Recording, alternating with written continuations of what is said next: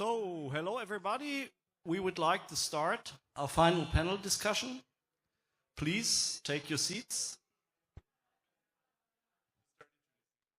Okay, welcome to our final discussion panel of our workshop on democratic planning, and it has the promising title, How to Democratically Plan Social Metabolism and Technological Change. My name is Jens Schröter. I'm Chair for Media Studies at the University of Bonn, and we will proceed in that way. I will very shortly introduce our speakers, perhaps for public participants and online participants that not already know our smartest heads here. And then we will discuss. And after half an hour or 40 minutes, I will invite the audience for further questions. Okay.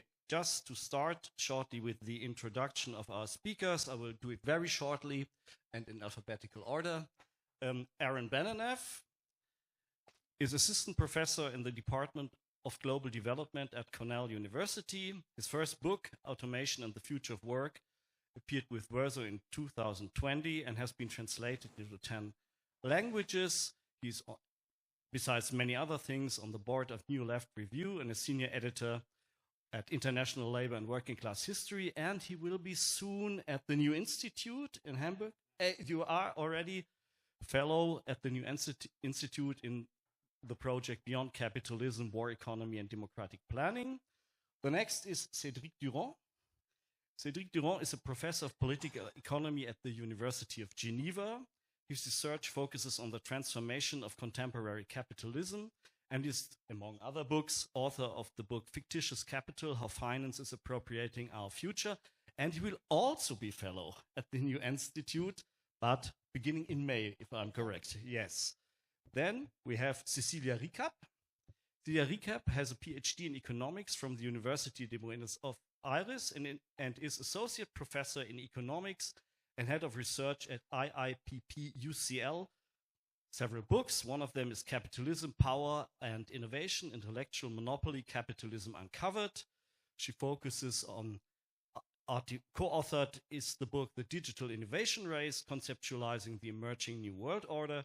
It's co-authored with B.A.K. Landwell, focusing on the artificial intelligence race and clashes of power between the US and Chinese big tech. And last but not least, Christoph Sorg. He's a sociologist at the Humboldt University in Berlin and is part or PI of the DFG project Capitalist Planned Economies. He wrote a book on social movements and the politics of debt. With Jan Gross, he edited a volume, Creative Construction, Democratic Planning in the 21st Century. So, and now we'll start with our discussion. And first of all, I have a question which is a little bit of wrap-up, perhaps an addition to our very interesting and diverse workshop we had in the last 2 days. And the question is quite general, but also important, I guess. What do you think are the most pressing issues the new literature on democratic economic planning needs to address? Where do you see the most contested debates in this field, but also the linkages and connections? We had many different models and approaches and perspectives today. Do you see any tensions or do you see any overlap? Please, who wants to begin? Cédric, perhaps?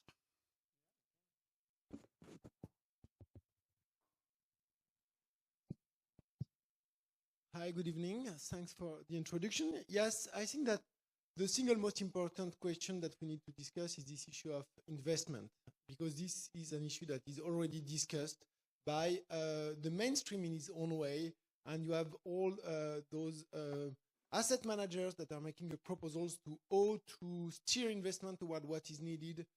Central bankers try to engage with this discussion, but there are very bad answers to that. And we can challenge the answer and we can make new proposal in terms of investment. And I think that there is a very rich discussion about that contemporarily. Concerning central banking, you have what's going on in China, where instead of relying on market actors, the Central Bank of China is relying on this modernization. So basically the planning administration to make a list of the projects that could be eligible to favorable treatment, which is a way to steer investment in that direction. You have some interesting proposals that have been made in various directions. For instance, something that was presented in a workshop this spring organized by Aaron, by Solea Marova, where she's talking about a public asset management company. We also have some discussion in Europe to democratize finance and the credit system. That was something that was discussed by Eric Monet. So all those things are very limited and I don't think that it's not enough. That's not what we want. But what I want to say is that there is a conversation that we need to take on and try to push that conversation in the direction that we want. And something that we try to advance with Razming, and I think that's something that I will propose to everybody here as a kind of follow-up of what we have done, is what is the link between what we are researching and real-world condition that we can grasp? Who are the subjects we can discuss with or mobilize with our own proposal? Or where is in the policy design process, what is the precise place of our model and who can be using that model? For instance, I think that the mainstream has made a lot of interesting proposals and very abstract proposals concerning market design. But when they were making those very abstract proposals, they were also targeting a very specific market or specific place. So when we are making those kind of modeling, I think that we need to think also of where we will use it, where we will be able to push that, where we will be able to mobilize. And if I have one last sentence, so yes, the idea that I think we were with Razming very inspired by is this proposal by Eric Wright, who said that we need to have concrete utopia, real utopias. But in my view, the proposal of Eric Wright is very defensive. That was also 30 years ago, something like that, because it was very micro, and we need to think about macro planning. It's in large part macro, even if, of course, there are meso and micro implications. So how could we think about those macro dimensions while being realistic in the same time? What we proposed was this idea of institutional utopias, which means that you are taking parameters that exist and trying to steer those parameters toward a transformative dimension. I think that in all the modeling exercises that were proposed here, there was a lot of things that were very interesting. And Stefan, for instance, what was presenting this morning, at some point talked about the fact that there could be some entities specialized in the planning process providing services to other entities. Well, think about what people are doing at Blackstone when they are managing companies from far away and pushing them to do some choices. That's not what we want, but that's tell you something about how you can, from a distant perspective, plan or steer stuff. And I think that making these kind of connections will make our argument much more powerful. Thank you, Cédric. Anyone directly on this? Yeah. Perhaps Aaron? Yeah, I just want to second what Cédric said, that I think investment is just so important. And I'll say, I think the most important thing here is that for a long time, economists, bourgeois economists, have been advocating for merely altering the price system with carbon prices in order to achieve the transition. But even they now recognize that it's just totally inadequate to get there, that we need this massive and coordinated investment if we're going to possibly, get to within 2 degrees of warming, let alone 1.5 degrees. And I think that it's just so important, because in the history of the planning debate, most of the models that were developed were static models. They were just models for allocating resources in a single moment in time. And right now you have people like Hanel and also Cockshott and people, developing out of those models, trying to bootstrap their own models to have an investment dimension, because this was so ignored in the literature. Of course, this is why, I draw very much on this divine model or Devine model, because I think it's one of the few that really foregrounds this investment issue. And I think the other side of that is that, when you have all these proposals about investment now, you have many radical Keynesians arguing for this very dynamic, coordinated investment. But it's a highly technocratic model. And I think that the other thing we really need to do is we need to think about what democracy means to us in these models. Because I think sometimes the way democracy is talked about, it just means an economy that works for people, but there isn't as much of a statement about how it works by people. That is, say, how people are actually the ones doing the planning. And to me, the big problem there is that we come from a tradition that tends to think in terms of social harmony. So it's very hard to know what role democracy would need to play. You have all these rational choice models. We have so many models that assume that there are no really difficult choices that people have to make and no really deep conflicts that society will have to deal with, especially after we get rid of capitalism. And so I think that the legacy of these highly static models and highly harmonious models is sort of the big issue that we need to face up, especially around the climate crisis. So just to follow up, and I couldn't echo more what both Cédric and Aaron have said, and I was precisely thinking that for me, the most pressing issue is to discuss what we need to do today. And I think that to some extent, I understand that this need to think about the models of the future, because there have been so many critiques of how infeasible it would be to develop such a democratic and ecologically planned society. But while working so much perhaps on the technical part, and here I echo what Aaron was saying, I think that it's not only about the political angle of those models, but also about the politics of today. Who our allies are, how can we occupy and transform public institutions today? What is the space that we have to do that? And I say this because it's not just some people that are these Keynesian radicals. I see in states around the world a need to do more, a recognition that they need to do more, and at the same time, a complete ignorance on what needs to be done. So I think that there is a space, there is a gap, and we need to take it. And of course, the chances are bleak. They're always bleak. We are sitting here, and we know that probably we are discussing about models that before Manuel was saying, we're in 300 years. Well, the most likely scenario is that there will be no world in 300 years. So, of course, we know that chances are bleak, but still we need to work for that. And I think that we need to work for that today. And I go back to what Cédric was saying about making utopias real. So I would think about utopias in that way, in the way of what can we do from today, what are the necessary steps, how we can create new institutions and transform the institutions that already exist, and through that transformation, enable more progressive steps. And this is simply because if we are thinking of a planned society, well, we need to also plan how we are going to get there. And just one other angle that, and with that I pass you the mic, if you want, Christoph, is that we also need to, in this planning exercise, in this exercise from today to already work on creating the new institutions and creating the new society and thinking of these different social arrangements, I think that we shouldn't forget the communication strategy. We should also think and dedicate time to develop counter-hegemonic narratives, a sort of cultural counter-hegemony, and this cannot be left for afterwards. And sometimes we tend to think, okay, if we have the best and the most acute analysis, but then nobody will understand it. So we really need to find ways to communicate all this to the people and to make them, because we have a lot of political imagination and we have a lot of creativity, but most of the population, if they have something, is despair. So we need to, on the one hand side, explain why this alternative is possible and why it's needed. And yeah, and I end it there. Christoph. Okay, leave something for me. I think, I don't know, I don't want to be a contrarian just to be a contrarian, because it's going to be boring, because I 100% agree. I think socializing investment is pivotal. I'm very happy it came up every day. It had so much space.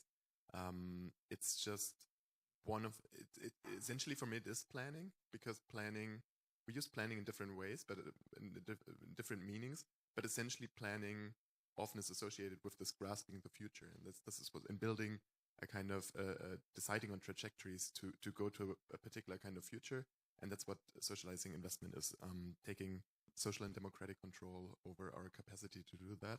So I was really excited about that, and I also agree, for me, that we need to ground this in real-world analysis and build political projects. For me, this goes under the banner of transformation in my bubble. Like, this is what we talk about.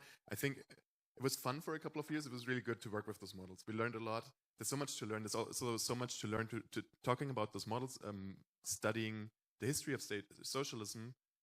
And using the concepts that we have for that to study planning and capitalism is also very, very interesting and enlightening and so on.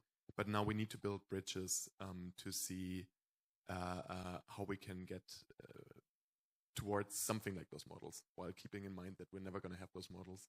It's not how social change works. But to think about what are projects of entry, what are strategic sectors? Maybe there's some sectors that are really, really good to socialize. Maybe socializing finance. Learning from Eric Olin Wright's Real Utopias, participatory budgeting, social cooperatives, their experiments with multi-stakeholder deliberation. Not thinking that we can have a couple of those utopias and then they just grow into something else and completely without any other additional social transformation, but really learning from the contradictions there. In terms of I think we're doing better than how I read the debates in the 90s in terms of honest engagement between the different camps. I think the ones who work with models could still do probably more in having an open-ended discussion, an honest discussion on trying to learn what the other approaches are. Simon Tremblay-Pepin from Team Montreal always suggests a modular approach of thinking of the models as having different modules and they don't need to all go together. So trying to learn maybe this module here of what you're doing in this approach, maybe this is helpful for mine.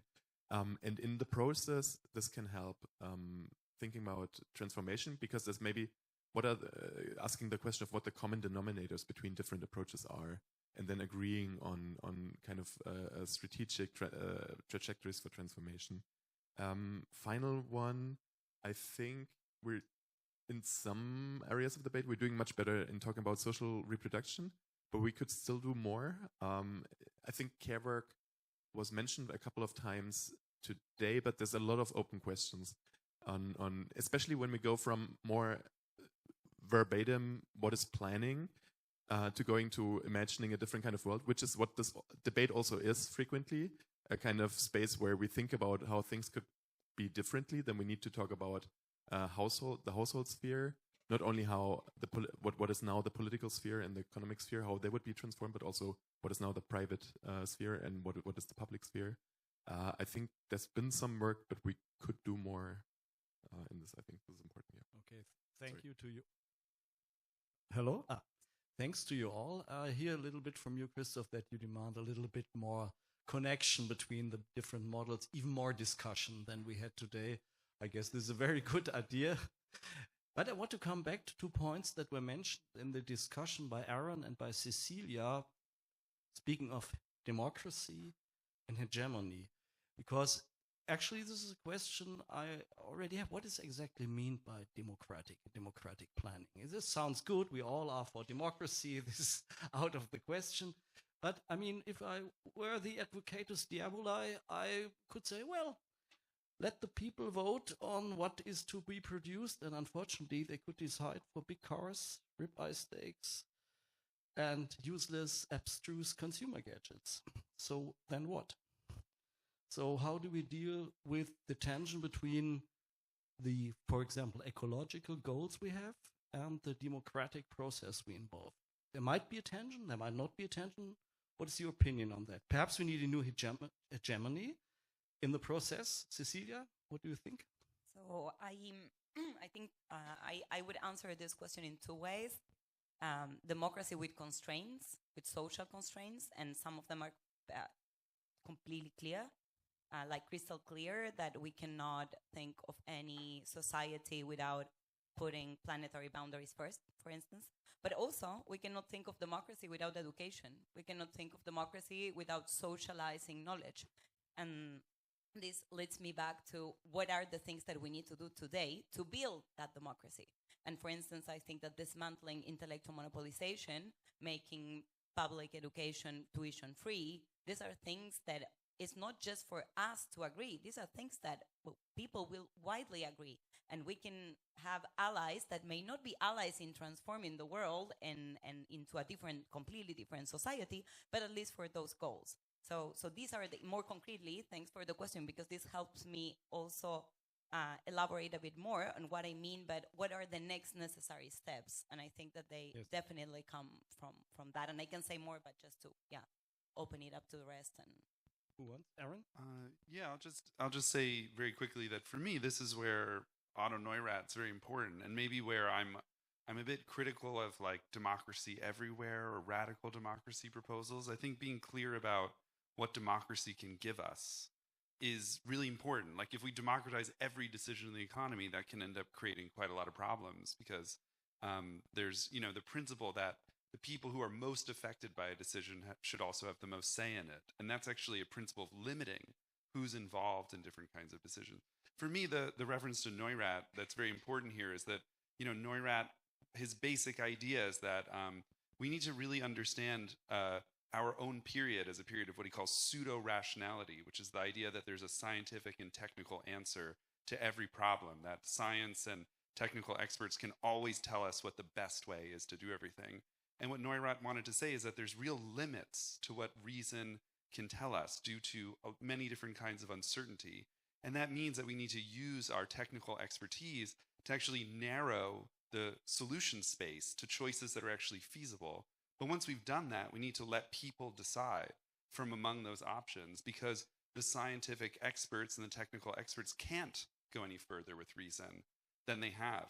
Now, since Neurath said that, there's been a lot of further kind of work that's quite interesting about what Cecilia was just talking about, which is some version of how do we actually make science itself more accountable than it has been. In the 20th century, we had eugenicists and, we had racist science, and we need to actually make science accountable to itself, which involves some kind of internal democratization. But it doesn't change the fact that we need to specify, the society to come will have some way of thinking about how technical expertise and democratic decisions are related to one another. Anyone else on the democracy problem? Yeah, maybe Cédric, two points. Christoph, you want to go ahead? The first thing is that talking about democracy and pessimism, which was a little bit your question at the beginning, I think that we need to acknowledge the fact that we are, of course, living in a very reactionary moment. Everywhere the green issues is going back. We have far right on the rise and so on and so forth. But I think that what we experienced in France with the citizen assembly after the Yellow Vest was very surprising, because in the meantime, when we have all this right-wing reactionary movement, when people were gathering to discuss with experts and to exchange with them to elaborate proposals, what was the result of those deliberations was very progressive. So I think that we need to put the emphasis that there is no preferences that exist as such in society. It depends on the way they emerge, the context in which they emerge. And I think that this idea of building properly democratic institutions is not just to give a voice to the people, but to have proper model of democracy, a way to deliberate. So, and there is a lot of course of literature on that. The second thing is that democracy for me, it's not just more freedom, which will be that, in fact, be able to decide things that we are not able to decide today, that are decided by capital, but that's also something else. It's also the right to autonomy, to freedom to space. And I think that's something that we need to think about. We could be very pessimistic and think that maybe our models will exist in 300 years. But we could also make a completely different hypothesis. Make the hypothesis that we are entering in an era of catastrophe, where the technocracy is falling apart because people are knowing stuff and doing something else, and so they are completely lost. And this kind of moment, new ideas, new proposals that are relatively consistent will have a lot of space, which means that we can be more successive than we are thinking now. And in that case, we must not fail. And what I want to say here is that it's also important to think about the limits of planning, and in the idea of preserving autonomy, space for non-planned life, and so on and so forth. So be ambitious about planning, but also already think about the limitation of that. You want to add something, Christoph? Yeah, problem? I mean, for me, if you ask me why it's democratic economic planning, I think the honest question is that sometimes what democratic means is don't run away. It's not the Soviet Union. Like, let's be honest about it. It's a way to, I mean, it's genuine because we don't want Soviet authoritarianism, but it's also, this planning is this dirty word. So it's a conversation starter. I think for me, one of the two things that democratic economic planning is not, it's not workplace democracy. That's part of it. But this kind of Richard Wolff, I mean, great work on cooperatives and so on. But I think their economic democracy, also when you talk to unionists, workplace democracy is not everything there is in democratic economic planning. And it's also not something Sylvia Pankhurst already criticized in the 1920s. It's not worker council democracy. It's not. We're not only workers. Her critique in the 20s was this is basically excluding a large amount of women. Nowadays, there's still something about even if we imagine the even more equitable distribution of care work, it's still excluding. We're not only workers. We're not only socialized via work. We're also consumers. We're also citizens. We're also social beings. So it's not only about democracy from this producer association side. I think we can learn a lot from. I'm not going to go into detail, but if we go into theories of democracy, there's participatory theories, there's deliberative theories, and there's associational theories, and I think they all have their part. Even representation, because we don't. If it's a good delegation system and it's rotating, we don't want to discuss everything. So I think representation is fine. Association, I think Aaron wrote a very interesting article. I think that point is often left out. A rich associational life with civil society and all sorts of interests and cause groups. I think that's very healthy. Okay, thank you very much. We could go from here to several different other aspects. The one question is perhaps, again for Cédric, you mentioned there must be space for non-planned life, and this, of course, addresses the question of the relation of central components of planning versus local components of planning versus planning free spaces. And the other question is, of course, that came up is the question of technology, technological expertise, technocracy. Cecilia showed us yesterday very wonderfully about the problem of industrial planning and so on.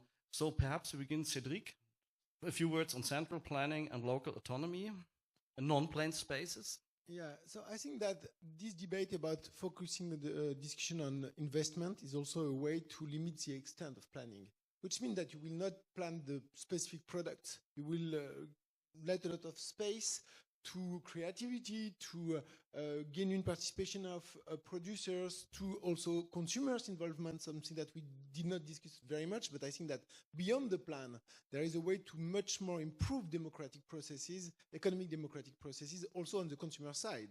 Already, businesses are taking a lot of information from consumers in order to build their product and steer consumption where they want the most. But we can have more power on the consumer side to design product. However, this will not be planned in the sense that, in my view, this is after the broad areas of investment that should be planned.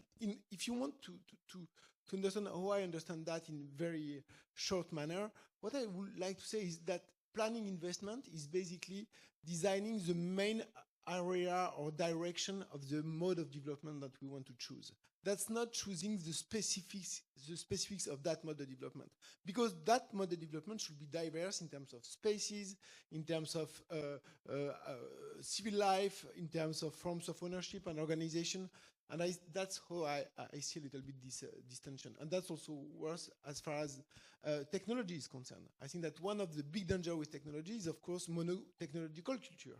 So we need to organize that diversity, which could be spatial. That's also the idea of federalism, but which also should be supported by various forms of organization that can open various technological pathways. Yeah, perhaps on technology and technological planning and other technologies. Yeah, sure. So, and also connected to what I was saying before, because of course, I mean, we need to democratize education and the space for producing creative knowledge, but that doesn't mean that everyone will be an expert in every single field. That's of course impossible, makes no sense, and we need to cope with the idea of combining an openness in terms of knowledge with different levels of expertise at different parts of the population, and that will not make it undemocratic, as long as in the cases that Cédric was saying, when there is a need to discuss, or also what Aaron was saying, when there is a need to discuss collectively, those that are experts can share what they know and help others and somehow level the playing field. And I think that there, and insisting a bit on the discussion on why intellectual monopolization today is hampering any chance of any possible future that is better for society, I think that we also need to emphasize on the effect of artificial intelligence becoming a method of invention for everything.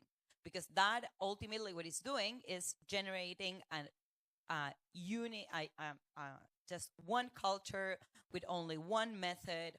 And of course that will hamper our collective capacities to solve problems today and imagine how to do better in the future. And also, if you ask me about how to combine these two, I think that a scientist or an expert that is fit for purpose today needs to at the same time be an expert in their field and never lose the general picture. And there is a tendency in academia today to become an expert, and we can go towards what we were discussing these days. Okay, I become an expert in this specific discussion about democratic planning, but I lose the general picture, which would be where the world is today. And I know it's hard because of all the incentives are against keeping the general picture and understanding where each of our parts fit into that picture. But I think that that's the challenge, to really be operating at these two levels, and that can also help in democratizing access to knowledge, because we can better understand where our contribution fits in connection to what the others are doing. Anyone else on the limits of planning or technology? Yeah, okay. Let's move on, for example, to the question of reproduction and care work. How do you see the place of this very important field in future democratic planning? It's not always discussed, and I guess it's has been a bias in the past to overlook it in a way, and we have to try to correct this and get a new position on that. Christoph. Okay, I think my take on this, it's partially understandable where it comes from. Sounds like a hot take, but so I think where the debate comes from is in the 80s. If you read this authors, the more recent models, in the 80s there's a change in the history of the idea. So planning is really a positive thing in the 50s and 60s, and those models that we work with and this tradition that we work with, this is basically people who are with the backs against the wall at the height of neoliberalism, and they're saying planning can still work, and this is basically what they're talking about. So there can still be some kind of planning, and so it's a very particular part of capitalism that they're talking about, that they want to replace, but at the same time, those models have turned into kind of encompassing visions of what a different world could be, and there I find it even more problematic that what is now this unwaged household sphere is left out. There, I think it gets really problematic, and there, it's good that we start to have conversations on what alternative forms of care could look like. I think we have lots of work on alternatives to the family already lived, experiences of queer caretaking. Different forms of kind of, I don't have English language for that, we discussed it in German. Kind of more durable social bonds, not just friends, but more durable social bonds, kind of different household relations at the base of this kind of planning. I think somebody mentioned it today already, recognizing socially necessary household work as part of the care work that we need to do, as starting from the departure point that we're all children at some point, we're all dependent on care when we're children, when we're sick, and when we're old. So it's socially necessary. We all are kind of collectively responsible to take care of each other. And starting from that point, then recognizing that what we now have as privatized care in the household is part of socially necessary work. And that can mean very different things. It can mean household wages for housework, which I realized was kind of a polemic and not meant very literally, but I mean it literally. I think I want wages for housework. As long as we have wages, I want to be compensated for raising children. I think we have to talk about that. If we talk about wage labor and abolishing it, we could also have it the other way around, as in the commons model, where we think about how we kind of transform what is now the productive sphere, and so on and so forth. There's so much to talk about. Socializing the care institutions that we have already, democratizing them. there's endless conversation, I think. So, Aaron, please. Yeah, I want to make two comments about this. I'll try to be a bit brief if I can. But in my work that's not about what comes after capitalism, I work a lot on the rise of the service sector. And I think it's important to point out that a lot of, this is a little different. Europe is kind of unique because you have a very conservative welfare state here that suppressed the marketization of a lot of household services in order to keep women in the home, which I think distinguishes it from countries like Sweden, but also the US and UK, where there's been a much more heavy marketization of household services. But the general point is that everywhere in the world, there's this tendency for services to become the vast majority of employment in the economy. And I think it's very important, as Christoph was saying, that a lot of these models were really developed for a largely industrial economy. And they don't fit very well for, like in America, 92% of people working are in the service sector, which is incredible. And this is related to, without going into too much detail, this phenomenon called Baumol's cost disease. It basically has to do with the fact that productivity grows, efficiency grows much more slowly in the service sector. And as more and more people work in services, also the productivity growth potential of the entire economy really dramatically declines. Because even if industry is seeing very rapid productivity growth, as it accounts for a smaller and smaller share of employment, it just doesn't matter that much how fast it's growing, because most people are in this very difficult to make more efficient sector. You know, the more children are cared for by a caretaker, the lower the quality of that service. But anyway, I think these are very important things to think about when we talk about planning. So I think, you know, thinking about a largely service-based economy consisting of a lot of care work, where it's very difficult to make that work more productive, that's something I think has been under-discussed in the planning literature. That's very important. And then my second point I want to make about this, just as briefly as I can, is I also have noticed that around questions of gender is one place where I see kind of a general phenomenon, which is that instead of talking about what are the institutions that we could imagine for the future, where people can debate and decide how they want to live and how they want to handle their common resources, I think too often on the left, we have a rhetorical strategy where we try to imagine what we think it would be a good way to live, and then to say that we won't achieve communism until this thing that we want is done by everyone. And so an example of this, you know, is Sophie Lewis has this book about abolishing the family. And it's a very, very radical proposal, but it's just very important to know that there are many people who won't agree with that idea. And in fact, when Kollontai tried to impose this in the Soviet Union, it was very widely, you know, there's a huge amount of dissent and anger around these ideas. So I think it's very important when we think about these things to try to imagine institutions where people will be able to fight and work out what they want, which isn't to say you shouldn't advocate the abolition of the family, but you should imagine structures within which it's possible to advocate those things in a world where you're going to face a lot of disagreement and pushback from other people. Please, Cecilia.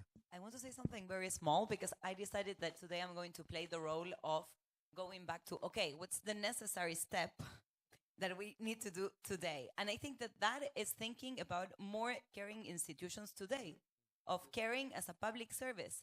And we should also implement it in everything we do. It cannot be, for instance, that we organize events and we don't think about where kids will be, or if the people that will be attending and presenting will have caring responsibilities that will either prevent them from coming or that will make their attendance more complicated. So how can we already from today socialize and work on better ways to addressing that at different levels, at the collective level when we are organizing events, but also at the political level, pushing for, because it's not only caring about kids, it's in a society that will have more and more elderly people. We also need to care about the elderly people.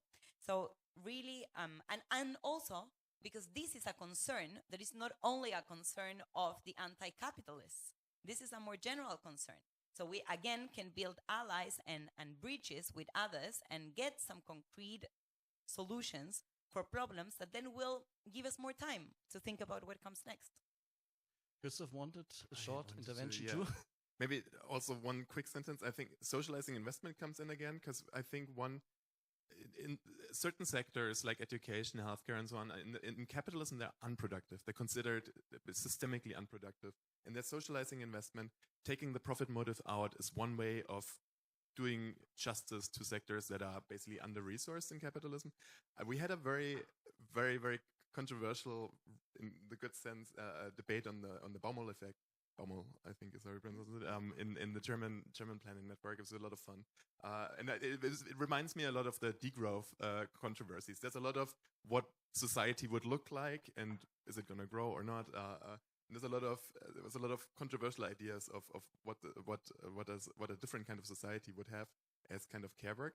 I think for me, what's important here is that if we think about the Baumol effect, I'm thinking about a scenario, like I spent the last couple of years, a lot of time, last couple of years, I'm at home with my child, and there's a level of productivity in this kind of sense where if I'm taking care of 3 children, that's not a burst kind of product. That's a better product, and that's 3 times as productive in a sense because the kids love playing with each other, and I'm like, my child's annoyed by me, and then there's this other. There's some level there's some range of for collectivization. There's also a range for technology for a lot of household work. So there is something, but there's a limit. I agree, and that's what we kind of argued on. And people, when you talk about this, people are scared of kind of care robots taking care of the elderly sitting somewhere alone.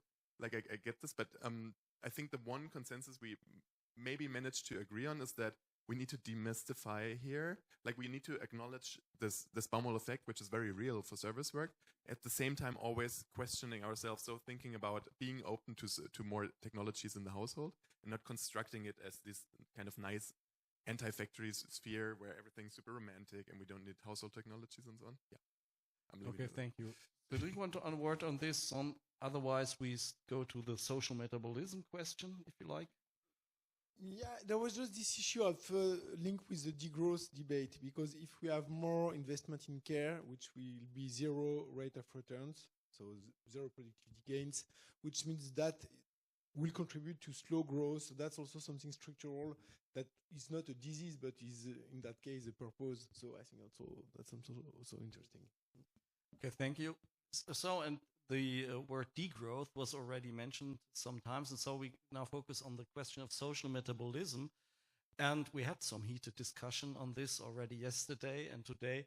And we could ask, for example, what is the role that green accounting approaches may play in social metabolism? We can ask how to reconcile incommensurable social metabolic measures. And what about the relation of growth and degrowth in our coming democratic, economically planned society? Is degrowth compatible with household robots, technological progress, and needs energy and resources? So this is a difficult field of questions, but it's of course at the heart of democratic economic planning in the future, I guess, the ecological question. Who wants? I can step in. I think that the degrowth crowd has made a huge contribution to the debate concerning ecological transformation and the necessity to rethink economics from that point of view. That really has been a huge step. However, we reach a kind of plateau, I will say. So somewhere where the gains with this concept are less and less important, because we arrive to some acknowledgement that indeed, logically, infinite growth is not compatible with planetary limits. Indeed, there is no strong empirical evidence that we can decouple. So that, I think, is more or less a result, and that's a strong result. However, how we move from there?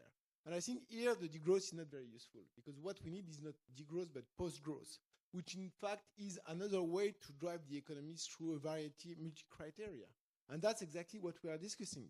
If you discuss socialization of investment, and you will have deliberation between people, a battle with experts to account for various scenarios, that means that you will steer your economy in one direction that will not be driven by growth, that will be driven by several criteria that will be politically evaluated.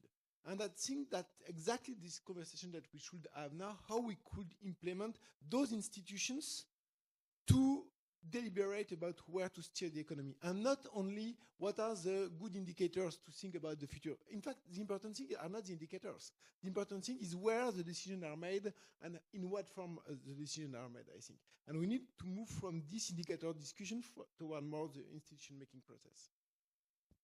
And just Cecilia, to follow up, for answering those questions, yes, I think it's absolutely necessary to think about the role of science and technology and knowledge in all its forms.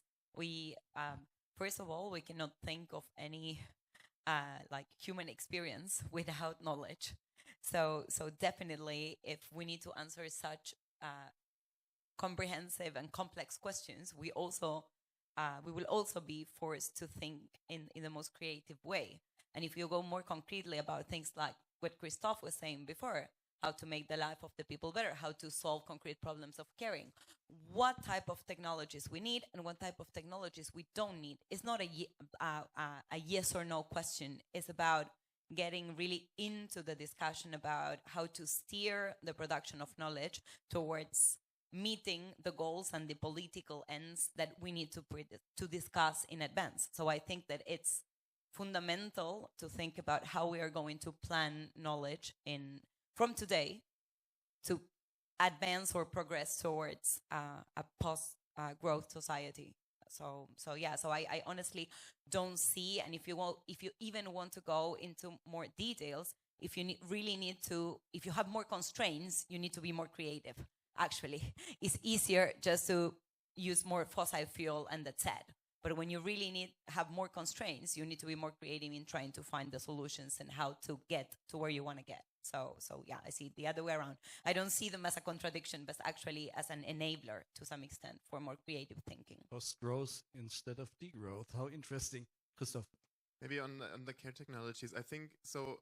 Care and technologies, just to build a different image than those care robots and so on. And it's all. I mean, hospitals need radiation machines. You know, we mentioned prosthetics, wheelchairs, and so on. So we have to really caring about people requires a lot of technology. So we have to think about that. Helen Hester and Nick Cernicek, they have this nice quote of, "We don't even really know what kind of technologies we could have in the household. The household technologies are highly structured by, they were kind of byproducts of the military-industrial complex. It was like, oh, you can have a microwave. We don't, you know, this might be useful for you in the home, or they're just kind of, they're mostly side effects.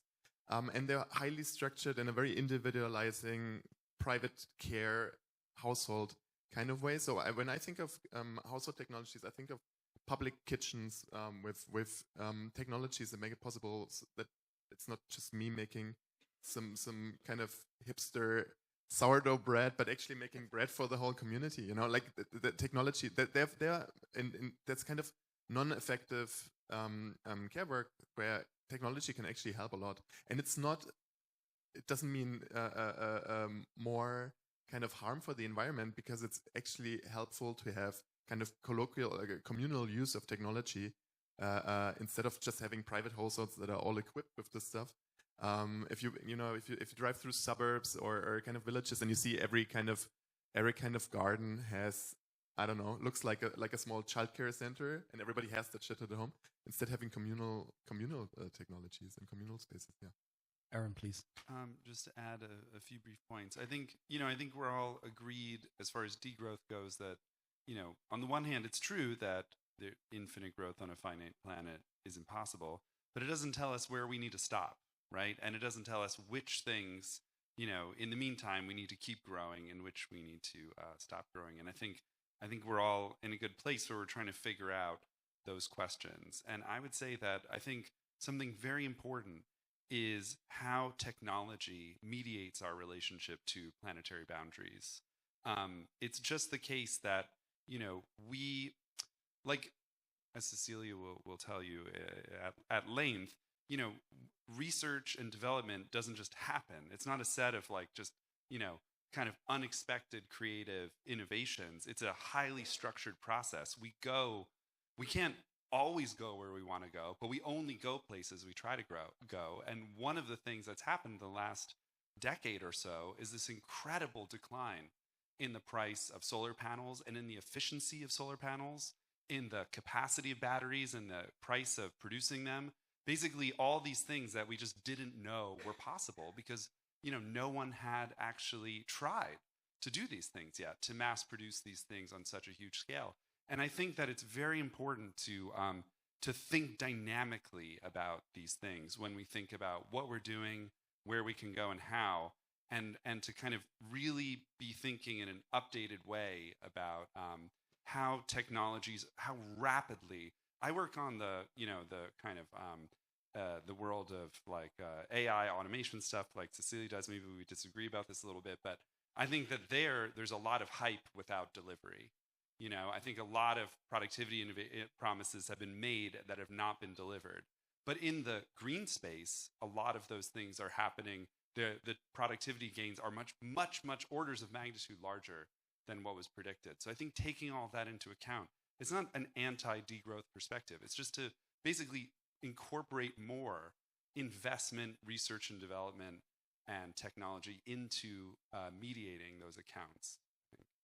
I just want to give a concrete example because I realized that sometimes with examples things become clearer, and of what I mean by steering the development of science and technology. And the example will be with healthcare, because there is a lot of money invested, and most of the money invested in healthcare today goes to cancer and cardiovascular diseases. But it's not just that goes to cancer and cardiovascular diseases, which, of course, please don't get me wrong, they are important diseases that need to be treated. But the way also in which they are approached is by funding whatever is cellular or molecular biology. So basically already treating the cell that is a dysfunctional cell, without analyzing, for instance, the socio-economic and environmental factors that contribute to disease spread, that make it, basically, in easier words, where we live, the things that we eat, how polluted the world is generating a spread of cancer. And this, we know it, but still all the money goes to molecular biology, which ultimately is aimed at developing cures that will be sold to either rich people or rich countries or states that will pay for that. And actually states pay twice, because states pay for the research at the universities, at the public research organizations, that then is captured by big pharma companies, that the only thing they do is the clinical trials, and of course then convince all the physicians that they need to prescribe their drugs for those diseases, and then afterwards states pay for the treatment. So clearly, without increasing how much is being spent in R&D, but just repurposing the type of research and expanding the type of diseases and expanding also the way in which healthcare research is thought. It's not just about treating the people that are sick. It's about thinking how we can live a better life, how to prevent, but also what are the things that people need to eat, how they need to live. All that has a healthcare dimension. So this is the type of thing that I have in my mind when I say we need to proactively, from today, already say, hey, all this money that states are putting in this actually should at least also be looking into these other problems. And this opens up space for interdisciplinary research, and also ultimately brings solutions to the people already from today. Yeah, just one connection between degrowth and planning that maybe was not sufficiently underscored is the fact that the idea of degrowing the material footprint is something that is not discussed. We all agree on that. And I think that this is very crucial. What we need is to degrow this material footprint. And also the things that follow is that it's not possible at the individual level, neither at the communal level, to decide about that. We need some forms of planning because organizing this reduced footprint needs some kind of macro coordination. And this is a crucial argument that changed the parameters of the discussion on planning that was in the 20th century. In the 20th century, that was about productivism. And in that context, there was a kind of, but now there is a new parameter that changed the conversation, I think. Thank you very much. And I guess before I open the discussion for the audience, we come finally to the question of all questions, which was already hinted at the beginning, and that is the question of transition. What are possible agents for such transitioning towards a democratic economic planning? And we had this in Christoph's talk. What about eco-Leninism as the only way to go, as some people believe? Because otherwise we will all die if we don't take strong and unloved measures, so to speak. What may be agents of change? And what about the Global South? How can the Global South be integrated in such a transition perspective? What do you think? I will start with the Global South because, to be fully honest, I mean, first of all, because I think I'm the only one from the Global South in this table. But I will say we should definitely change the question. It's not how we integrate the Global South to this discussion. The Global South is also discussing about this. Like, people in the Global South are also asking themselves the same questions and have things to say. So definitely the first thing we need to do when we're in the Global North or core countries is not to think only how we integrate them, but how we integrate each other. How can we find out what they are discussing, what their ideas are, and how we can collectively integrate each other more globally, especially at a time when there is a big push for nationalisms. And when I think we all agree here that what we need is green internationalism. And that, as Cédric was saying, the changes that must be made from today cannot be accomplished only by one country or the European Union or a locality or municipality. And this, of course, doesn't mean that there is no room for that level of policy making and engagement and for bottom-up initiatives. But it also means that we need to understand that there is being democratic is to also be realistic and say that, unfortunately, it's impossible to discuss everything bottom up and at the local level, and that we need to think about what are the institutional ways that can make this international discussion the most democratic one. For instance, what are the concrete strategies that we can develop to transform the United Nations and make it deliver for what actually, if it delivers for the reasons that it was originally created, it would already be an incredible progress. Whereas what we are seeing is more and more the push of big corporations to be sitting on the table that decides even in the United Nations. So yeah, just to say that the question, when I know, of course, that it was not written in that way, but when I knew that this question was coming, and I was like, we also need to change the way we think about the peripheries. It's Absolutely. not we need to remember the peripheries and also remember that there are females and things like that. It's like we need to already start the conversation differently. Who wants next? Aaron? I'd be happy. Christoph? Oh, you want to go? Are you talking about north-south questions as well, or North-south? Yeah. Oh, so should I do? No, yeah. You go. Okay. I mean, I was just to give more examples. I think so. I'm interested in the history of planning, and if you study the history of planning, reading people like Timothy Mitchell, reading Egyptian history, for instance, reading modernization projects under Muhammad Ali. It's just amazing how thoroughly agricultural planning was experimented with in Egypt in the 1800s. It's very early experiments with planning. It goes through the history of the Global South. It's very tied to colonialism and to modernization because it's a particular kind of planning. Then going from there, national liberation movements and post-colonial governments. That's concretely the question of development planning. That's where a lot of the development, the planning literature comes from. It's kind of illegible in modern planning literature because it's a lot about kind of post-Keynesian post-war planning and state socialist planning in the East. But the development planning, this literature is so interesting. There's so much going on. I don't know enough about it. But it is very interesting. And even if you look at real-world transformations today, it's not thinking about where particular projects and transformations of planning are now coming from. It doesn't start with the Inflation Reduction Act. The empirical literature on new forms of planning is the state capitalism literature, and it's a lot about China. It's a lot about Southeast Asia and East Asia, and it's a lot about many countries from the Global South that have much higher public ownership, sovereign wealth funds, tied to particular transformations in the international division of labor, where a lot of this new planning is coming from, and where I think we can, when we talk about linking, maybe throwing the ball over here to transformation, this is, I think, a good departure point. Great. Well, that was really great. I just want to add 2 points. One is about global North-South stuff. I think that it's very important to say that development in the Global South has been so deeply constrained by the form of economy that we have today. And so it's really important when we think about planning and possibilities and green transition to think in terms of reparations. And something I think, the reparations conversation can be really advanced by moving away from, I think if you read a lot of this reparations literature, it actually has too great of a focus on income-based reparations and not enough on investment-based reparations. That basically it's very obvious that what we're going to need going forward is a global green Marshall Plan.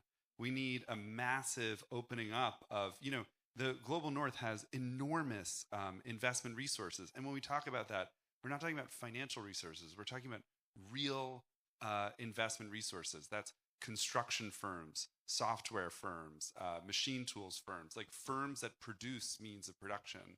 And we need to find ways to kind of use this incredible amount of material wealth and capacity that the world has, much of which is located in the global north and now increasingly in China as well, to actually carry out the kind of global green investment plan that we need to get to a point where we can actually, make degrowth, let's say, a reality. So I think that something like that is incredibly important, and it's also an example of what I want to say on the side of transition, because I don't want to be too much of a kind of like activist pressure here.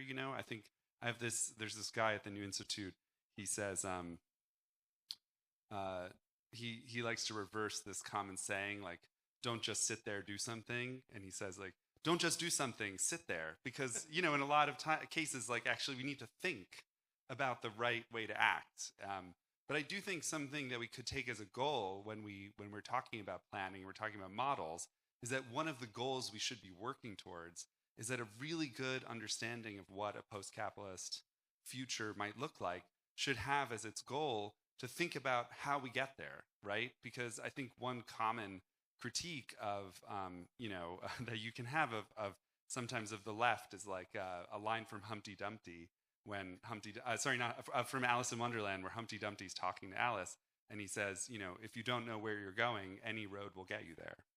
And we should, the outcome of having some kind of model or some sense of the future is it should tell us what the road is.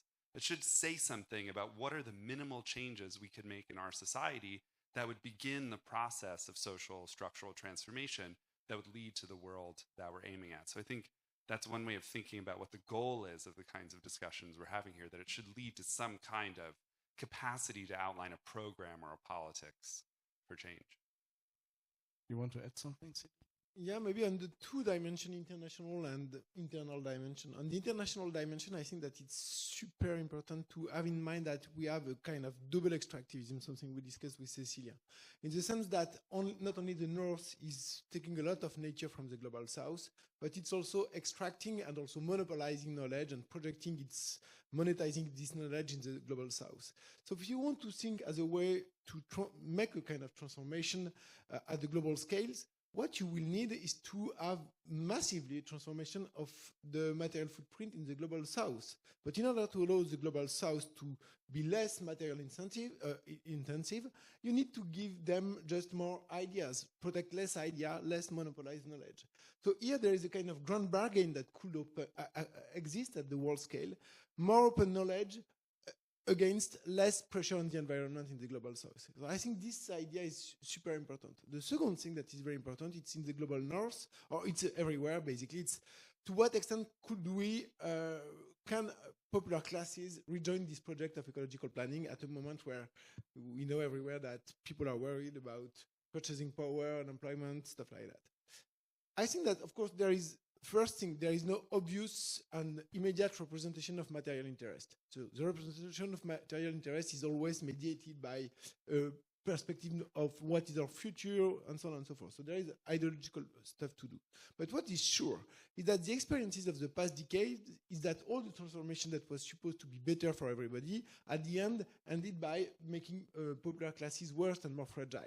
So the only way that we can have a kind of broad support is to build iron, strong social guarantee for popular classes in the process of imagining this ecological planning. For instance, job guarantee. I think that's something that should be there. Why? Because ecological transformation will mean a lot of changes in terms of the job structure. So we need to have these kind of things. Or something else, to have collective agreements in new areas where at principle, people will not be in big, highly unionized. Think about repairing, for instance. Repairing small jobs, so it's very hard to have a strong bargaining power. So you need to build this kind of collective agreement at that level.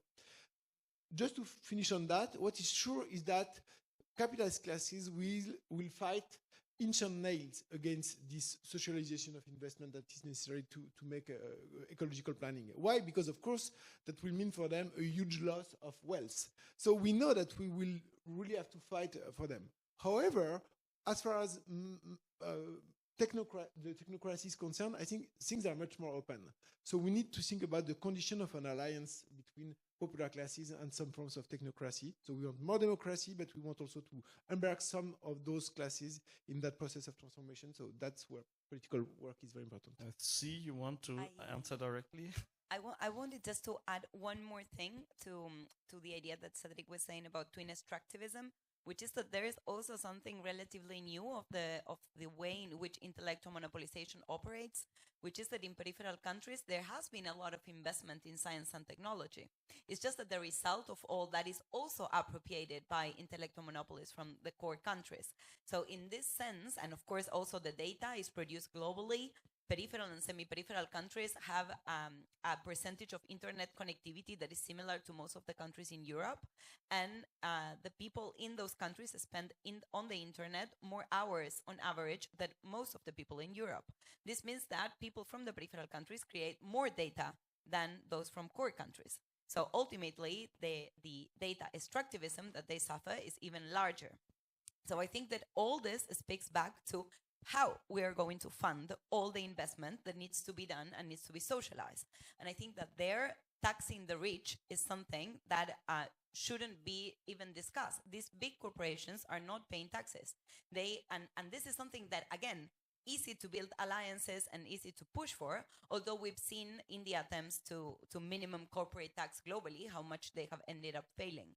But I think that we need to tide also this conversation because as much as I agree 110% with the importance of investment, we also need to say, and we're going to fund this, among others, by taxing these companies. And I think that is something that perhaps was missing in what we are saying. And if there is another thing to say in relation to the core periphery and how the transition should take place, if there is any reason to think that the cores and the peripheries, which are also dynamic, because we are here in Europe, and in relation to the digital economy, Europe is in the periphery, whereas China is in the core. So that's also an important thing to say and to reflect on, okay, when we say let's unite the peripheries to do something different, well, now when it comes to digital economy, it's Europe, the colonizer, with the most of the peripheries of the world. But anyway, if there's anything that we should also learn from these dynamics of cores and peripheries, which again, for instance, inside Europe, we have also the cores and the peripheries of Europe and so on and so forth, is that if countries are looking more alike each other, it's because they're all becoming more unequal. It's not because the peripheries are becoming more like the core. It's because the cores are looking more like the peripheries. So this is another reason also why it's crucial to seize the moment. I think if there's a moment, this is our moment to say, hey, things can be done differently, and this is how to do them. That was wonderful. I see with the next workshop we're planning is called How to Plan the Revolution. And now I open up the floor for questions, and I see hands are going up. Shall I read the micro, or how shall we do this? I can take the mic, and maybe you can look at the chat questions. Yeah. Which one?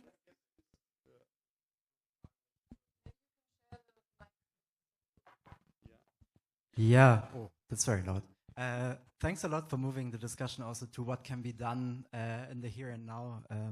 I enjoyed it, and also to different actors of transition. I wanted to ask about one specific group of actors that you also already mentioned, Cecilia, which is like local authorities, municipalities, and their role, because I mean, not only do they play a big role in this, a lot of process of public provisioning, right, in the foundational economy specifically, and also there's often the quoted potential of the local governance level for democratization, because it links deliberation to like concrete changes for local population, but also because a lot of cities are currently mobilizing a lot of investment actually to put into place quite ambitious climate plans, and for instance in the EU cities missions where 100 cities want to become climate neutral by 2030, which is very soon. So I'm wondering a bit about your perspective on the role of municipalities, and also like what can be done to capacitate them more and to play a bigger role in this kind of planning.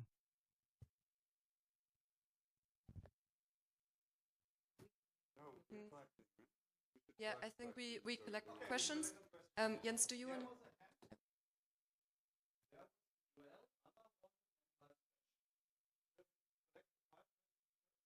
Yeah. Thank you very much. This is a question that comes from a pre-enactment of a climate audit court. So it's a bit like the financial audit court for Austria. Also, it was an idea of the climate referendum here in Austria. So we had discussions inviting experts and public, and they quickly turned into something that I would classify as consumer rationing. And I mean, we'd had like digital tokens in place to do that perfectly. And I think this is really not a way to go. But the more interesting results we came up with, asking us what we didn't want to stay in a blaming business, right? Just say where is waste happening, but wanted to sort of think about legal innovation in environmental law, for example. And then we looked at people who look like indigenous law, where we see most sophisticated legal innovation coming also from global south ontologies and that kind of thing. So my question would be, what is the relation or the role that the economic planning discourse assigns the law, environmental law in particular? Who did you say next? Yep. Walter? Yeah, so since we are all more or less in academia, excuse me for the question being quite narrow-minded maybe, but if I grant you 3 million in 5 years, what would be the research question you would try to solve at the moment?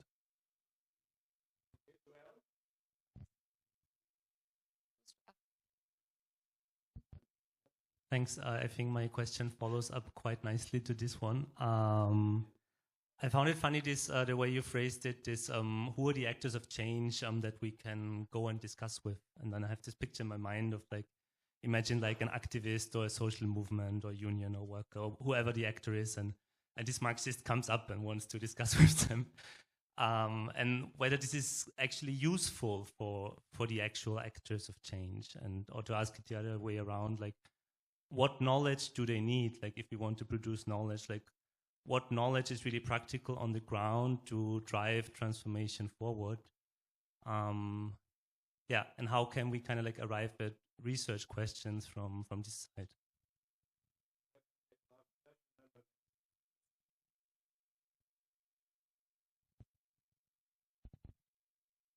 Thanks. There are two issues, I think. One is why you equate degrowth to post-growth. They're not the same thing at all.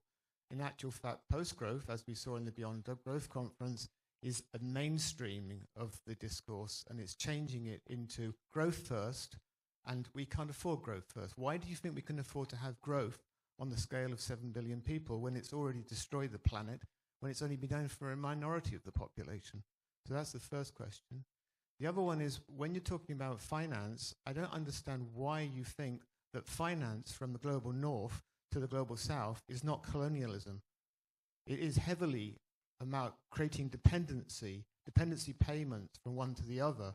And if you look at what's gone on with the clean development mechanism, you know, do we want to have greening of the global south, land grabbing, taking things away from indigenous people, forcing offsets? You know, what's going on with this? They need development? No, they don't want development of that sort, right? So how are you know, then all we could talk about is there's a massive gap on finance. Do you know who put forward the massive gap on finance? Do you know? The bankers and the financiers. They're the ones who put it forward. If you look what happened at the COP on biodiversity, it was actually advocated by the Paulson Institute, a billionaire financier. He's the one who put forward the finance gap.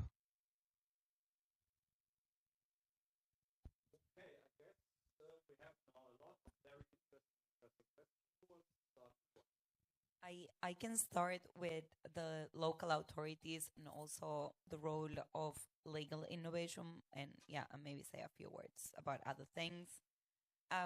So I I think that, for instance, in the discussion about digital technologies, there are things that need to be ideally provided globally, but other things that should ideally be provided locally.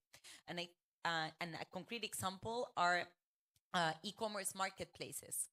If we have e-commerce marketplaces at the local level that can contribute to promote regional economies, that can contribute to develop other ways of producing locally, and I think that should be fostered definitely, and it's part of our white paper proposal.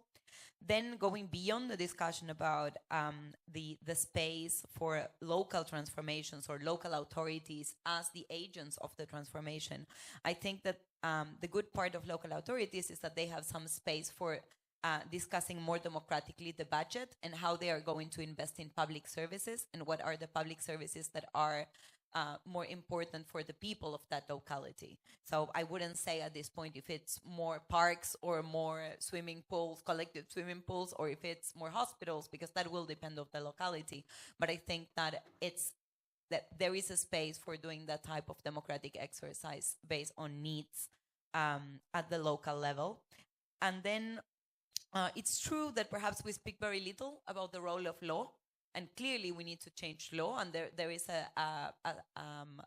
I think that, of course, more research, if you want to connect it with the questions about what type of research question, more research questions should include this legal dimension and knowing more about what is already contemplated in the law and what is not, in terms of, for instance, what states can do, what is within the public law contemplated as things that states could do and are not doing, perhaps, because even if just we focus on the constitutions, I at least know the constitution of Argentina, and I know that most of the things that are written there are not being fulfilled. So I think that even using law in our favor in those respects can be useful. And I also have one other example, which is the waivers of the TRIPS agreement.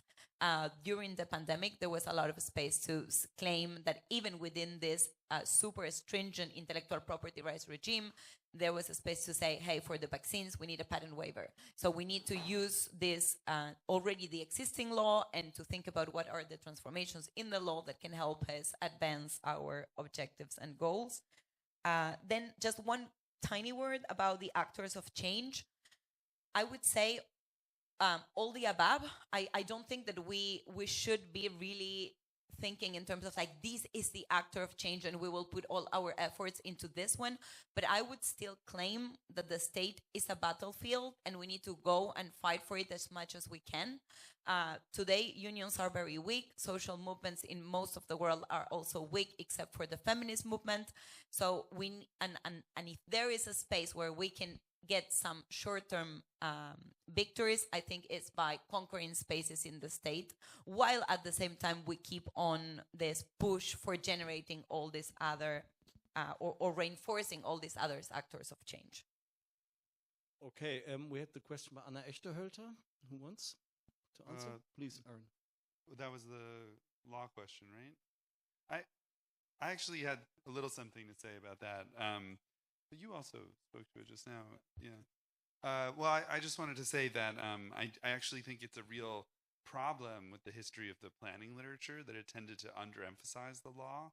And I think partially that was because of these kind of, again, something I mentioned before, which is this kind of influence of this idea that social harmony will come very quickly, after a revolution or a change in the mode of production. And I think that is something that, in general, we have to abandon. And I think, something that's quite important there is I feel like I've moved much more towards this idea of a kind of liberal socialism, in the sense that it's just incredibly important, especially in light of the history of the 20th century, to say that we're in favor of a world where people have the freedom of association, the freedom of speech, these kinds of freedoms to think and act on an individual level. I think that's why actually I was very nervous about what Jan was saying earlier about getting rid of the individual and so on, because I find and subjectivity, I find those kinds of things very frightening, because I think they speak to kind of dimensions of our thought, especially in the history of the 20th century, that we should be very careful about, actually. But I think that all of that is to say that actually investing much more in legal questions is something that's really important. If you think there are going to be conflicts even after capitalism ends, then you need a kind of you need to think about how those conflicts are going to be adjudicated and whether there are going to be judges in law and all these kinds of questions. So I know that's not as immediate an answer as you were looking for, but I'm just saying that I think that the law has been very understudied. And I just want to maybe mention one other thing about the actors, because I think that, the actors from below, there's a really great book called Ours to Own and to Master, which is like the history of the most radical from below movements of socialism. I think it's Emmanuel Ness and Dario Arzinelli. It's a great history of all of these movements, but what you see again and again in the history of social movements from below is that they, in critical moments of crisis and war and revolution, they're often able to take over the means of production, but they have a lot of trouble achieving macro coherence, finding a way for all of these occupied spaces to actually interact and build something that coheres. And historically, that's been the space that's been filled either by reactionary or, or kind of totalitarian or whatever you want to call it, state party actors. And so I think it's very important that in our period today, we have a lot of ideas about movements from below and what their potential is and how they can add democratic and kind of direct democratic kind of energies to what's happening. And then a lot of ideas about macro coherence that mostly come from radical Keynesians that don't actually have any of those kind of democratic elements. They lack a capacity to think about how average everyday people could be involved in structuring that macro coherence. So I think it's very important to think about how those layers can interact. So we had two more questions, at least the $1 million question still, and the intervention of Clive. Yeah, Walter, we're not going to write your research grant proposal. I'm sorry. You have to write your own. And the question of Clive and post-growth and degrowth. Someone, Cédric? Yeah, also about law. So yes, I will answer the question if you have the money. So how to steer investment to so that socioeconomic activity fit within planetary boundaries. I think that you should give me 3 million euros for that. So that's the question about degrowth, post-growth. I think that just it's a fact that the degrowth program is not helping us to positively build an agenda of how institutionally fit within planetary boundaries, what kind of institution do we need, and so on and so forth. That's what I mean when I'm saying that we need to think about post-growth, because that's something that we need to qualify more quickly. And it's not enough post-growth, I agree. Probably we should move toward eco-socialism, for instance, or something like that. That's this kind of things are also discussed. Maybe it's too early to agree on this kind of formulation, but what I want to say is that we need to move towards something that is more positive. And the question of law, I think that there was also something very interesting, and I think it's more developed in the US. In fact, in the US, there are much more progressive scholars, maybe I know them just better, but that are working on the kind of counterweighting powers from below.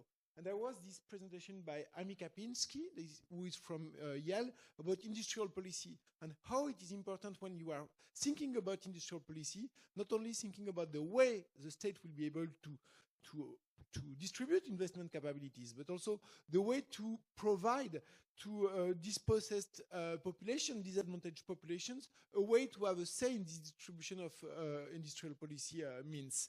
And I think that those are people in law that are thinking about the concrete institution that you can build to think about that.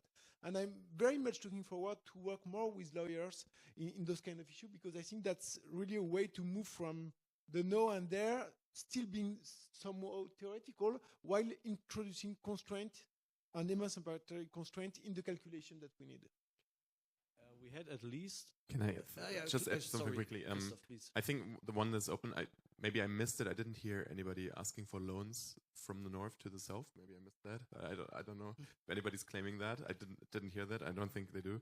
In terms of, I wanted to say something about municipalism, because I care about that a lot. It's also it's funny that Walter is asking for this 3 million question, because we literally just asked for 3 million to have a project on this, and we assume, but the right-wing Liberal Party intervened last minute, so we're not going to have that. But still, there was the preparatory work, and I think so.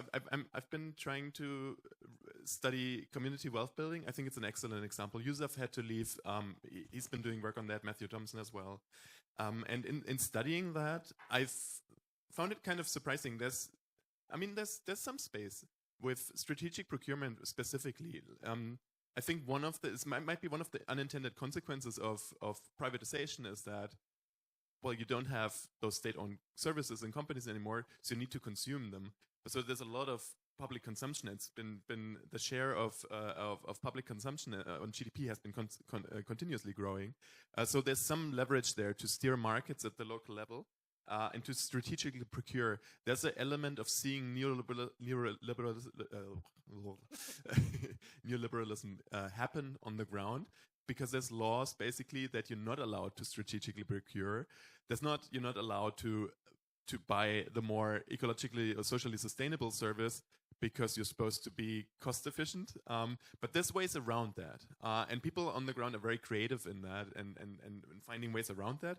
And that's a way to kind of steer local cooperative markets in a particular way, try to use strategic procurement to fund local cooperatives, to refund them, recapitalize them on the ground with local financial cooperatives, and have a kind of feedback loop there. I think there's some really interesting stuff in Preston and in Cleveland and so on. There's also the debate about... Christoph, we have one more question, short question, short answer, please. Behind you? Yeah, I asked you. Then we take the two questions, the online question and... And we also have, theoretically, we have at least 10 more minutes. Okay, then or 15. Relax. We are all tired, but we are relaxed. Okay. Do you want to finish your thought, or? It's fine. I think the other... No. Okay, we go on. Then maybe first the online. Yeah, we have a question from the online community, from Tona. I read it out loud. I feel that most panelists understand development is a good thing. However, there is a whole body of literature, post-development, challenging this position and asking that the global north stop pushing this imperial, individualist, growth-based and unsustainable model onto the global south. Have such, and this is the question, have such beyond development positions been explored within the planning community?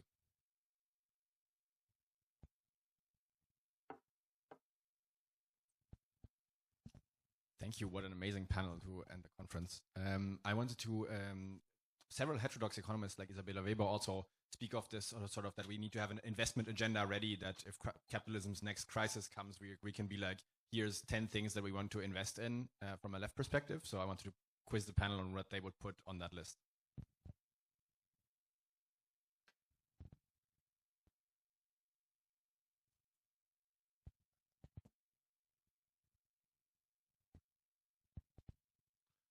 Hi, hello. I was just going to ask, what is, because if you're talking about planning, you're also talking about social ordering principles. And from what I was hearing in the panel, it sounded like it's going to go again in the direction of productivity and efficiency. I was wondering about this because in the degrowth literature, we're trying to get away from exactly those ideas. There is, even talks about the Cinderella economy, where we're actually trying to be less efficient and less productive. And there's also concepts like conviviality that we discuss, and appropriateness, especially in the context of technology. So I'm a bit surprised also when I hear about such symbols as caring robots, because that would go exactly against the idea of conviviality. Also a bit surprised about enthusiasm about progress in mass manufacturing of PV panels and batteries, which is a lot of extractivism going on. Just thinking about lithium, for example. Another guiding principles, summa quasi, that we discuss, when we read, that's also goes away from efficiency basically, and would be a global south concept that we could use in the global south much better than actually trying to export any of our ideas and knowledge there. And the last thing, what was? Yeah, maybe also to finish about the care robots, because that was particularly surprising. I think if we think about that idea, then it's basically just continuing this phenomenon of, I think what Cecilia was saying was nice, that care about elderly and children is part of the and the way we deal with it is part of the problem of the society. And if we trying to lock away our elderly with some, I don't know, robots, or then maybe also do it with our children, it's basically locking away our future and the past in the same time. Thank you. Okay. Sorry for interrupting you. I misinterpreted something. Sorry. Christoph, please. Good, now I'm guilt tripping you into taking me first. I wanted to just quickly on the carrying robots. I think that's just a misunderstanding. I think I tried to make clear, I clarified, this is exactly not that. When I'm mentioning caring for the elderly robots, is the horrifying picture that we have when you think about care and technology. My point is, first of all, care is so dependent on technology. We shouldn't think about those things as separate. And especially kind of convivial, what is it called? It's kind of thinking about communal technologies and communal architecture and communal material built environment is a very different thing. And it's not this kind of isolating technological solutionism, like throw more robots at social problems. It's more about imagining a kind of technology that's used communally and that actually serves care and is not kind of a secondary effect. Wait, what was the other question? I wanted development. I think development. Maybe I meant, because I said development planning. Didn't hear anyone refer to development as a kind of affirmative. This is what we. But maybe I'm misunderstanding. I think so. What I was calling for is listening to the history of development planning, because it's just really, really interesting. The history of UNCTAD, and that's not a North kind of export model, and then a global South has to do it. That's thinking about intellectuals like Raoul Prebisch and a lot of the people from the global South that are in the early UNCTAD. They're talking about development planning.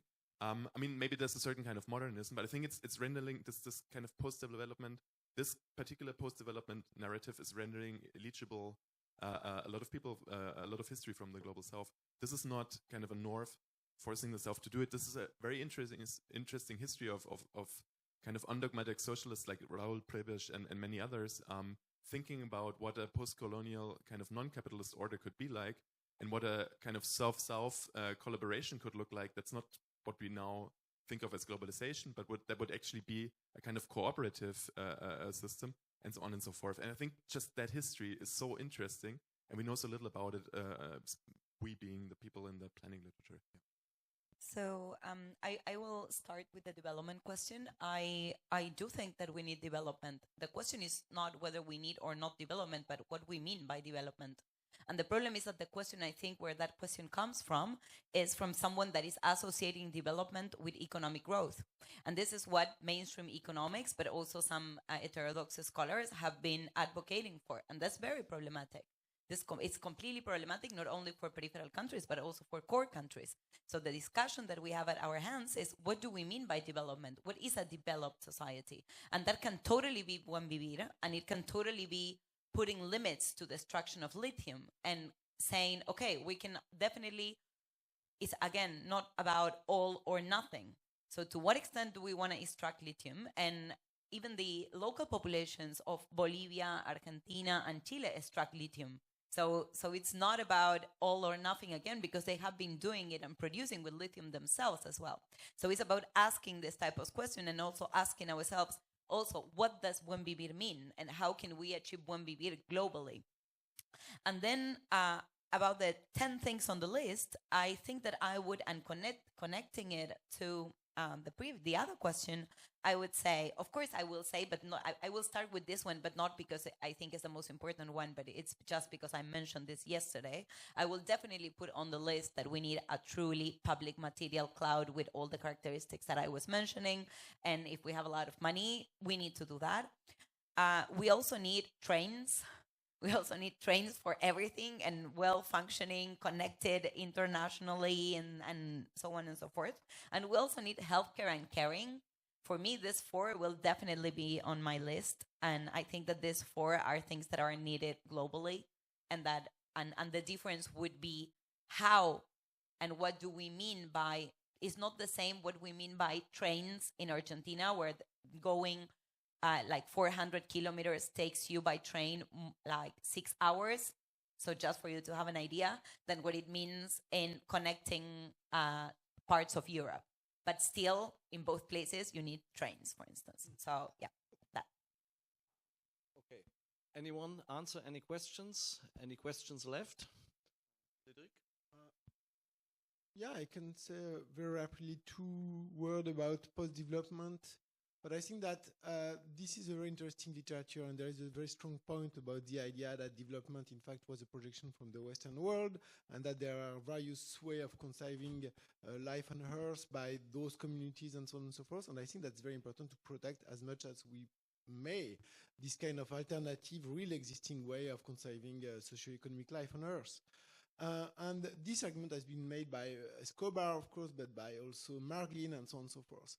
However, the reality now in the Global South that most of the population is living in big cities. And for those people in big cities, this idea of being out of development is already something that is not on the agenda. They are just in the, taken in this process of global transformation. So we need to find a way to, the planning process is in more or less in the same term, generic term than in the North.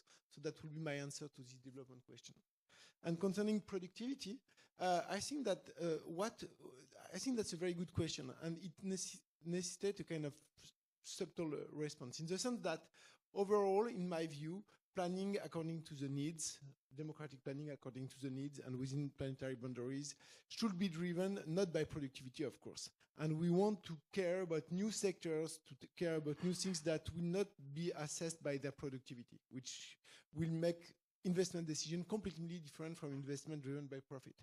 However, within those priorities, we need to choose what is the most efficient way to do, and we still will have some localized optimization calculation.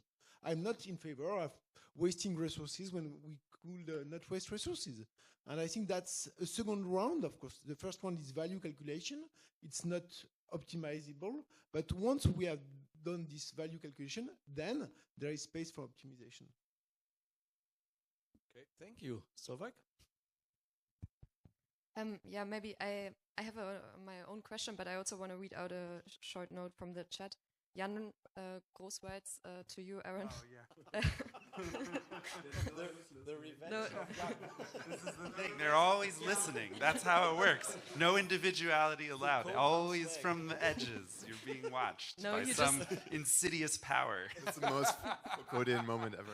Yeah. Yes. He writes, just for the record, the way Aaron just described my position is absolutely not my position. So I think you two can have a... probably we'll talk about Foucault on the Iranian Revolution later. Yeah, you should meet and talk.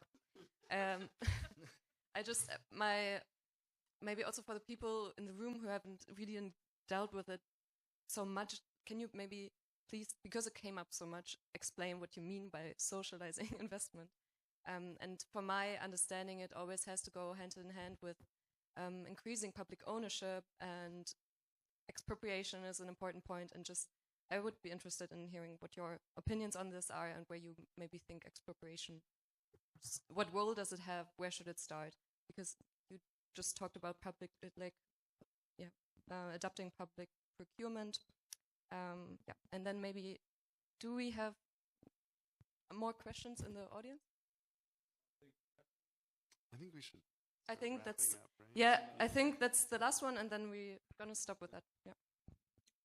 So just to answer very briefly, that will be first, you're right, public ownership of commanding height of the economy, big infrastructure, railways, stuff like that. Second thing is credit policy, which means that you have public banks that there should be varieties of banks, not one bank. It's important to have varieties of banks, but that will distribute credit according to priorities. So here, it's a key political decision. Where do you want to invest and where do you not want to invest? And the third pillar, which is absolutely crucial, is a very high level of tax on profits. Because if you have an accumulation of private profit, then you have private investment.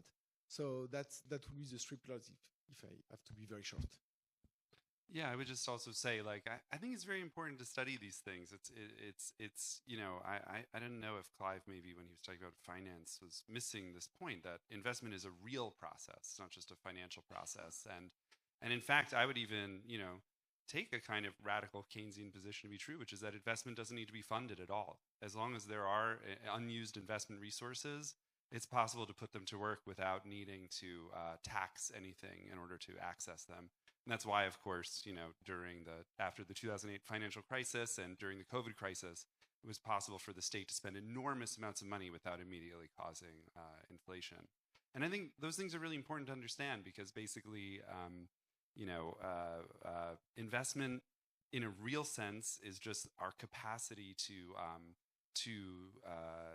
build things, to build structures, to change structures, to build machines and tools, and to write software. It's structures, equipment, machines, and software. And a very large part of the economy, 20% of many advanced economies, up to in the world as a whole, 27% of all expenditure is on investment. In China, 50% of all expenditure is on investment.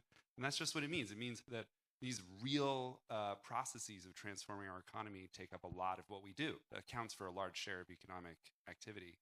And the main thing about capitalism is that if you want to know why there are boom and bust cycles, it's because profit-led investment causes these massive fluctuations in the amount of investment that takes place. That's the cause of recessions. And so it's very important to understand also that capitalist control over our society mostly happens through their capacity to not invest. Their threats to disinvest from economies gives them an immense amount of political power. And you can read this amazing essay by the Keynesian Marxist Mikhail Koletsky about the politics of full employment, where he talks about this, that basically, if we were able to wrest control away from capitalists over the investment function, it would essentially end the most important power that they have, which is the power to throw our economy into chaos and recession through refusing to do the work that they currently control. And so public control of investment would then mean, it could mean nationalizing all of these industries. That's one way to think about it. But it could also mean just, the state, in this case, we could have more complicated conversation about transition, but just saying, look, we are going to just start building the things that we need. Green transition, we're going to start, transforming the healthcare system, the care system. We're just going to start doing all of these things. And if we pulled that off, we would basically create a society that achieves macro coherence and is no longer guided by profitability. But in that model, it's not democratic. So what we need is a model that combines these ideas about socializing investment with a model that thinks about what it means to democratize these processes and not leave them to technocrats or the rich. So on that note, very briefly, very briefly, I think that it's crucial to say that the socialization of investment needs to be democratic, because today there is somehow socialization of investment, as like Christoph was saying, in many parts of the world, and not only in the peripheries. We've seen state-owned companies. We also see state or public banks. But what they are doing is investing following the agenda of concentrated capital. So that's not what we mean by socializing investment. It's not just that because it's made by a public institution, it automatically means that it's socializing investment, and this is why it needs to be democratic. And it also really needs to be a top priority, because today is not only about full employment, because you can just download an app and become an Uber driver or a delivery person or do micro tasks for cleaning a data set if you don't have a car or a bike. It's about the role of the state in creating a full employment of quality, good jobs for the people. So all these investments will also provide a lot of the people that today have all this informality and gig economy jobs and more, not only in the peripheries, but also in core countries, an opportunity to live a better life already from today. So, Christoph, final word. I promise it's going to be very brief. It's just, I think it's important, if you Google socializing investment, you sometimes find this vaguely Keynesian notion that people can save because they have money, they can save. So there's not enough investment, so the state should just add some more investment, so there's full employment. It's not that for me. It's putting social and democratic control over investment. And that, I think that there's the finance part, and there's the investment by retained profits by the corporations part. And it's those two. And somebody had, in one of the presentations, I think it was you. I don't know. Somebody gave this nice socialization, also from the German debate. This kind of definition. It's democratizing. It was you. Okay, so so I agree with you. It's democratizing decision making, and it's directing at needs within planetary boundaries instead of profitability and self-realization of capital. I think that's that's a good formula for me. Thank you very much, and a big applause to our wonderful panelists.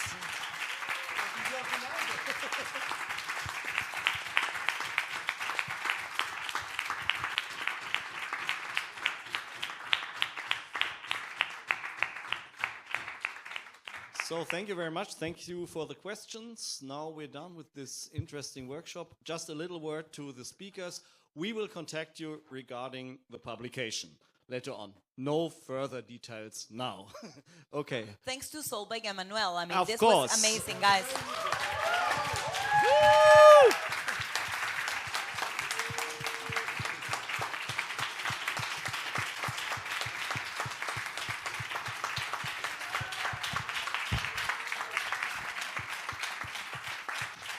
Yeah, thank you all. Thank you all. It was a fantastic experience. I hope that you are now experienced. And I wish you a nice evening. Thank you. For me too. Thank you, everybody, for coming, also for those joining.